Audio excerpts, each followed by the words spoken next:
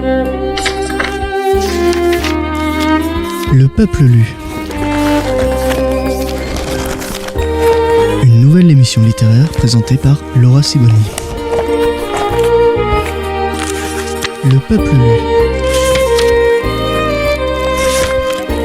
Une nouvelle émission littéraire présentée par Laura Siboni.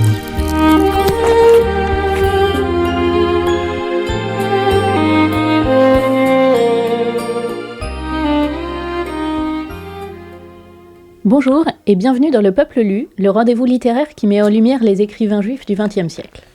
Pourquoi ? Parce que déjà être écrivain c'est pas facile. Être juif au XXe siècle c'est pas folichon non plus, mais alors être écrivain juif au XXe siècle c'est le creuset, sous haute pression, de toutes les misères, les angoisses, les déceptions.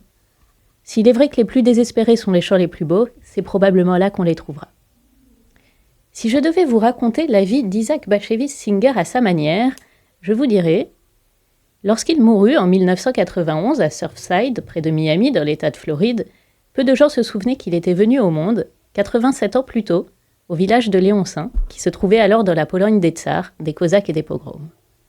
Le troisième de 4 enfants, il avait été béni par son père, le rabbin Pinchas Mendel Singer, descendant de Baal Shem Tov, et son épouse Batseba Zilberman, elle-même fille du rabbin de Bilgoraj. Beaucoup de rabbins. Isaac a 4 ans quand la famille déménage à Varsovie, où son père ouvre un Beth Din, un tribunal rabbinique.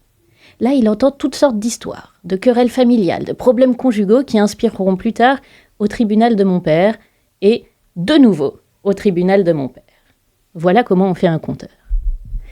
Mais la vraie littérature, celle qui fait penser et vivre et grandir, s'est jamais beaucoup accommodée de religion. Au début de la Première Guerre mondiale, le grand frère Joshua quitte la maison familiale et essaye sa plume à Varsovie. Il connaît un joli petit succès, ce qui lui permet d'ouvrir les portes des cercles littéraires à son frère. Pendant toute l'entre-deux-guerres, Isaac sera donc le cadet, le frère de Joshua. La montée du nazisme les mène aux États-Unis, c'est là qu'Isaac commence réellement à écrire et à connaître le succès.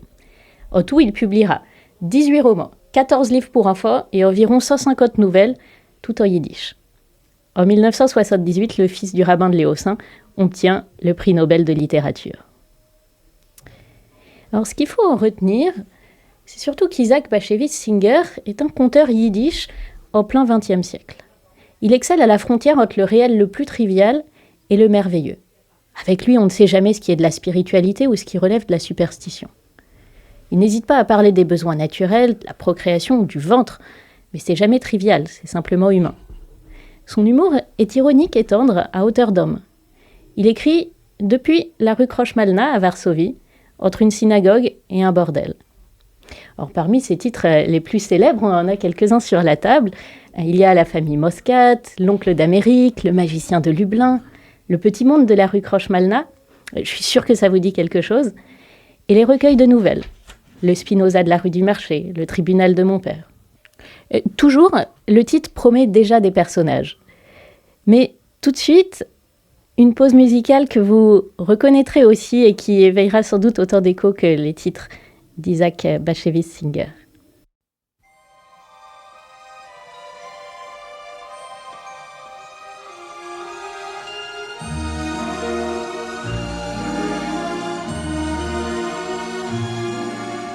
Is this the little girl I carry? Is this the little boy at play? I don't remember growing older. When did they? When did she get to be a beauty? When did he grow to be so tall? Wasn't it yesterday when they were small?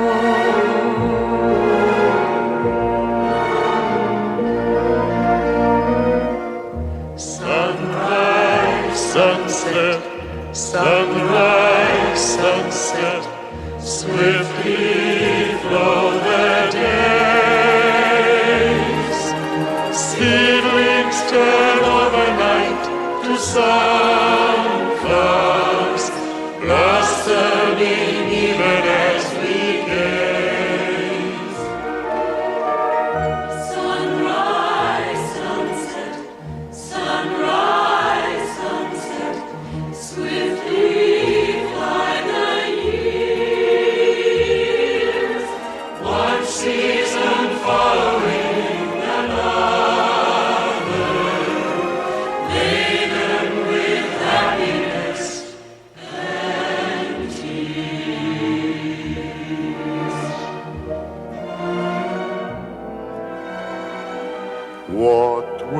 words of wisdom can I give them? How can I help to ease their way? Now they must learn from one another, day by day. They look so natural together, just like two newlyweds should be. Is there a canopy in store for me?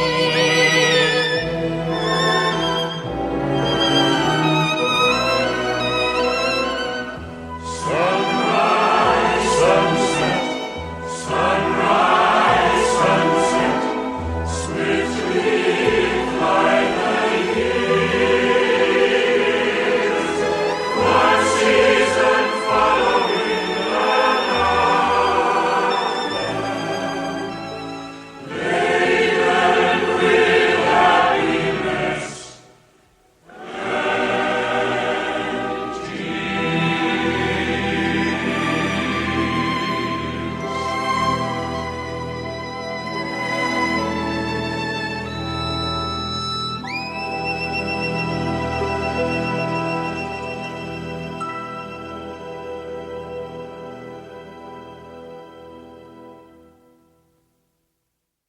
Là, j'ai dans les mains un recueil de Singer.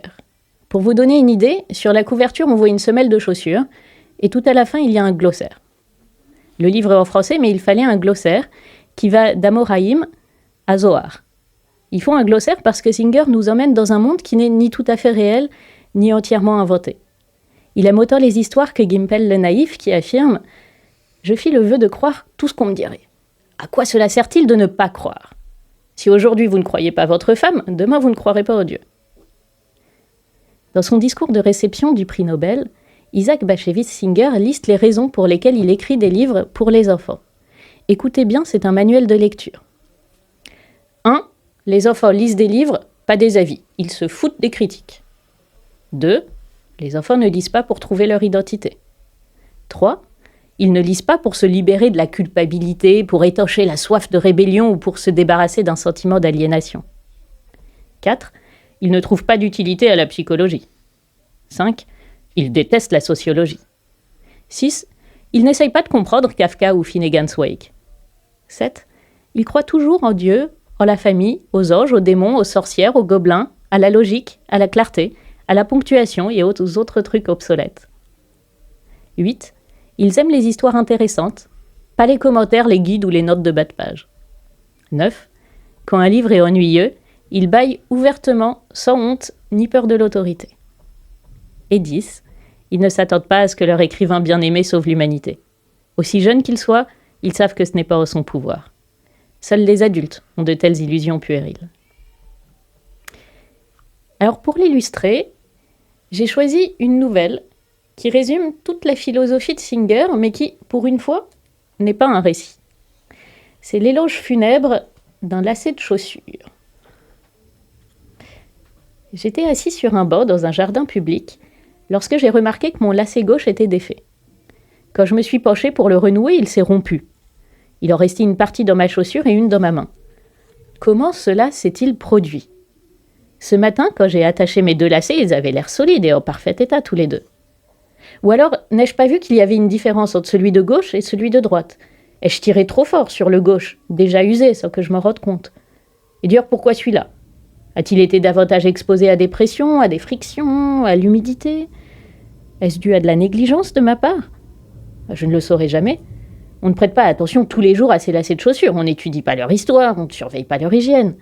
Et même si on le faisait, on ne serait probablement pas capable de prévoir le moment exact où ils vont être hors service. Je n'avais pas d'autre choix que d'enlever le bout restant. Ce faisant, j'ai prononcé son éloge. « Lacet, ai-je dit, tu as finalement maintenu ma chaussure bien attachée. Tu as travaillé jusqu'à la limite de tes forces pour accomplir le travail pour lequel tu étais fait. Maintenant, tu n'es plus un lacet. Tu fais partie de la Terre, du cosmos. Tes molécules vont lentement se séparer et s'unir à d'autres. Il existe même une possibilité qu'elle se désintègre en différentes séries d'atomes. Tu peux faire un jour partie d'une plante, d'une créature, d'un minéral. Ta période lacée de chaussures est terminée, mais quelque part dans l'histoire de l'univers, là où tout est consigné, ce que tu as accompli sera noté. Dans le grand registre de Dieu, il sera inscrit que tu as été un lacet à telle époque, que tu as attaché telle chaussure, et puis qu'un jour, ton rôle s'est achevé comme toute chose s'achève, tôt ou tard. Il n'existe pas de lacet de chaussures éternel. Seuls les éléments dont ils sont faits le sont. Et si ce n'est pas le cas, ils font probablement partie d'une substance ou d'une matière qui, elle, l'est. En réalité, tu n'as jamais cessé d'être l'univers. Pendant que tu maintenais ma chaussure bien attachée, tu étais énergie, matière, esprit. Tu tournais, en même temps que la Terre autour de son axe. Tu tournais autour du Soleil. Tu bougeais avec lui, vers une direction inconnue, quelque part dans la Voie lactée, et tu participais ainsi au mouvement des autres galaxies. Toutes les lois de l'univers sont les tiennes. Toutes ces missions sont tes missions. Tu as été à la fois un lacet de chaussures et le cosmos, jouant pour un temps le rôle d'un lacet. Il n'est pas nécessaire de pleurer pour toi. Tu n'as pas besoin de mon éloge funèbre. Ce que je suis en train de réciter n'est en fait pas pour toi, mais pour moi. Un fragment de l'univers voué à être égoïste, lâche et ignorant pour un certain nombre d'années, et pour une raison que seul Dieu connaît. Moi, j'ai peu lu Singer, donc j'ai encore la chance d'avoir beaucoup à découvrir. Mais je suis dans le studio avec un grand lecteur et fin connaisseur d'Isaac Bashevis Singer, Dan Leclerc. Bonjour Dan. Un bien grand mot bonjour Laura, ravi de vous retrouver ici. Alors Dan, déjà, première question, qu'est-ce qui vous plaît le plus dans les œuvres d'Isaac Bashevis Singer ? Alors, ce qui me plaît le plus, c'est l'atmosphère. J'ai découvert il y a 25 ans environ l'œuvre de Singer, et je dois dire qu'il y a une atmosphère très très tendre, beaucoup de, vous l'avez très justement dit tout à l'heure, il parle du ventre, de l'amour, de l'intimité, de la vie. En fait, il parle de la vie. Mais il parle de la vie à une époque que, évidemment, nous n'avons pas connue, mais qui est d'une tendresse infinie. Et puisqu'on parle de cette tendresse dans le tragique, je la vois tout entière exprimée dans ce titre qui est devant vous, oui. Celui d'Amour tardif. Oui. Est-ce que c'est le livre que vous recommanderiez à quelqu'un qui n'a pas lu Singer pour commencer ?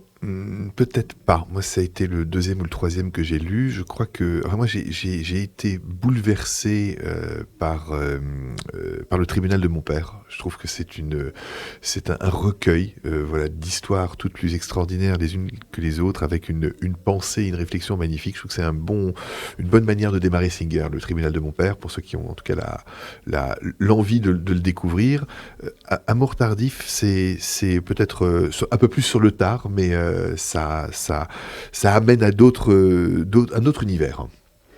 Et le tribunal de mon père, qui, si je ne me trompe pas, est écrit à la première personne. Oui, c'est lui, il est le narrateur de cette histoire. Moi, je trouve que j'imaginais, en fait, Isaac Singer, il décrit même le bruissement de la porte qui s'ouvre, son oreille accolée au bureau de son père, et les remontrances, les jugements, les idées, le partage, les problématiques de cette vie quotidienne. Et c'est écrit de telle sorte que, justement, moi, j'imaginais ce petit enfant découvrir. Je voyais en noir et blanc le parquet, je voyais la rue, enfin c'est tellement imagé que ça m'a totalement immergé à l'intérieur. Oui, et puis ici à Radio Judaïka, on peut aussi tout à fait s'y retrouver dans ce narrateur qui observe les histoires qui passent devant ses yeux. Ça pourrait être un micro d'ailleurs, qui entend, qui observe. C'est peut-être ça aussi Radio Judaïka. Mais parce que ce qui est marquant chez Singer, ce sont justement les personnages. C'est tout cet univers de la Pologne yiddish, de New York qu'il décrit toujours à hauteur d'homme, à travers des récits, des personnages, à travers le trou de la serrure. Je crois que c'est d'ailleurs le titre. C'est vraiment ça, le trou de la serrure, c'est tout à fait ça. C'est tout à fait ça. Et justement, puisqu'on parlait des personnages, du yiddish, il m'avait semblé entendre, Dan, que vous compreniez un peu le yiddish. Alors c'est un bien grand mot. Disons que les sonorités me sont familières. Mais est-ce qu'il y a des expressions qu'on retrouve dans l'œuvre de Singer ? Oh, il y a évidemment les Schlemihl, hein, qui est le grand, ce personnage, cette espèce d'idiot du village, en tout cas comme je le nomme moi, je crois que c'est sa traduction, qui continue de m'accompagner d'ailleurs dans mon vocabulaire quotidien quand je ne veux pas être compris ou que je le partage discrètement ou malicieusement avec mes enfants. Je demande toujours le numéro de téléphone de Monsieur Schlemihl qui est à côté de nous pour donner l'information adéquate. Je crois que c'était tout à fait le but de Singer, de pouvoir continuer et préserver cette langue qui a manqué disparaître au milieu du XXe siècle. Et peut-être en conclusion, Dan, est-ce que vous auriez une œuvre à recommander donc à quelqu'un qui ne connaît pas du tout ni Singer, ni la communauté juive? Ni la communauté juive. J'allais vous répondre. Faire office du glossaire de fin d'ouvrage. J'allais vous dire que pour s'acculturer à Singer, il faudrait peut-être démarrer par Netflix et commencer par la famille Stissel, voilà, qui donnera une expression toute yiddish, d'une atmosphère très lente et en même temps un à côté. C'est peut-être pour celui qui veut pas plonger tout de suite dedans une bonne manière de faire et de découvrir. J'ai des amis qui m'ont parlé pas du tout de la communauté qui ont vu Stissel. Et je dis c'est la première étape pour lire Singer. Voilà, vous êtes bien partis et qui ont adoré cette incroyable série de Netflix. Donc c'est vrai que le format s'y prête bien. Ah mais totalement. C'est peut-être une chose dont on ne parle pas assez lorsqu'on parle de Singer, c'est qu'il a réussi à remettre au goût du jour et à donner leur lettre de noblesse à des formats trop oubliés, celui du livre pour enfants, celui des nouvelles. Mais je ne savais pas qu'il avait fait des livres pour enfants. Oui, donc j'annule tout de suite ma connaissance. Pour les livres pour enfants qu'il a reçu le prix Nobel. D'accord, je ne savais pas. Et donc c'est à cette occasion qu'il donnait son manuel de lecteur. Lisez comme des enfants. Lisez comme des enfants, oui, c'est ça. Et ça se prête totalement. Je ne connaissais pas, je n'ai pas lu les livres pour enfants, mais c'est vrai que le livre que j'ai dans les mains, Amour tardif, j'ai une pensée toute particulière pour le public d'Amour tardif. Ce sont des histoires, des nouvelles sur les couples d'un âge certain qui se retrouvent pour certains, divorcent pour d'autres avec leur quotidien. Et puis j'ai un aspect une tendresse particulière pour cette époque aussi. Et je trouve que selon l'âge, en fait, je crois qu'il y a des moments pour lire certaines choses auxquelles on est plus ou moins sensible, mais à mon jeune âge avancé, près de la cinquantaine, c'est pas mal pour démarrer. Oui, et il y a des nouvelles aussi qui reprennent ce thème de l'amour tardif. Il y a une nouvelle qui s'appelle Les Ex aussi, sur ce qu'on a évidemment tous un jour imaginé, retrouver son ex par hasard dans un hôtel à Tel Aviv et qui rassemble avec beaucoup de densité et de simplicité. Parce que, si on ne l'a pas dit, c'est facile à lire. C'est ça. C'est pour ça que c'est tout à fait juste. En fait, c'est simple. C'est simple, mais c'est bien écrit. Donc, ce n'est pas à la littéraire que vous êtes, Laura, que je vais le dire, mais c'est vrai que c'est un langage qui est accessible à tous. Et même quand on est jeune, on peut facilement y accéder. Et c'est très imagé. Et quelque part, il n'y a pas de tabou. Et je trouve ça très beau. C'est vrai, et c'est pour ça donc qu'il faut le lire comme un enfant, c'est-à-dire en se foutant des critiques, en le lisant sans culpabilité, en s'autorisant à bâiller ouvertement quand un livre est ennuyeux, et surtout à suivre le récit et l'histoire. Moi, j'ai noté une blague qui n'est pas de Singer, mais qui aurait pu être de Singer.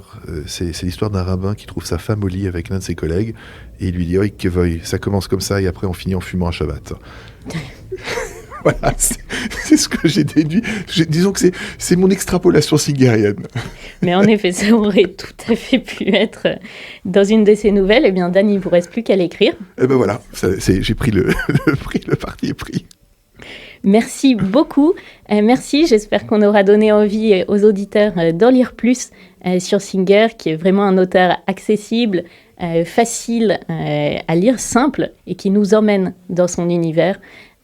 Sans les prises de tête littéraires et sans avoir besoin d'un bagage littéraire, il nous emmène à la semelle de ses chaussures.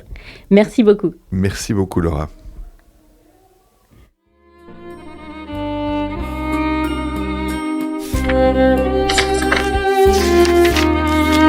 Le peuple lu. Une nouvelle émission littéraire présentée par Laura Sibony.